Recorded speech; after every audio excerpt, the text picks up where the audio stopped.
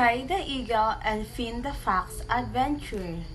High above the forest, Sky the Eagle soared gracefully. Meanwhile, Finn the Fox roamed the forest floor, curious about the world around him. "Hello down there. What brings you to my mountain?" "I'm exploring. What's it like up there?" said by Finn. Sky said, "I see the world from the sky. It's vast and beautiful." Finn, "I find treasures on the forest floor. It's full of wonders." Sky said, "Would you like to join me for a flight?" "That sounds thrilling, but I can't fly," Finn said. "You can climb the rocky path. I'll guide you from above."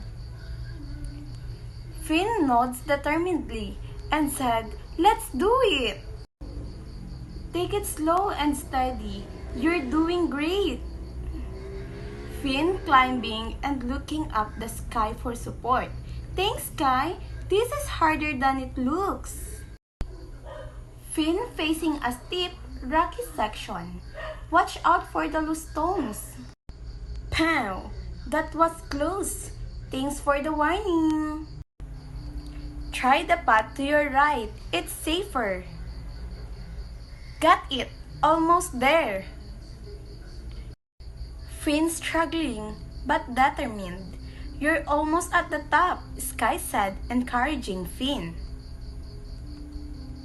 "I can see it. Just a bit more."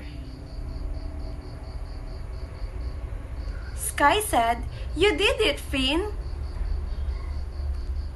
"Wow, the view is incredible." Sky and Finn enjoying the view together. Finn smiling at the eagle. "Sky, I'm happy to be with you, Sky," Finn said. Finn preparing to leave the mountain. "Come visit anytime, Finn," Sky said happily. "I will, Sky. See you soon." "Today was amazing. I'll never forget it, Sky. I can't wait to tell my forest friends about this adventure." Sometimes, stepping out of your comfort zone leads to wonderful things. Finn relaxing in his forest home, feeling content. "I'm so glad I met Sky. What an unforgettable day."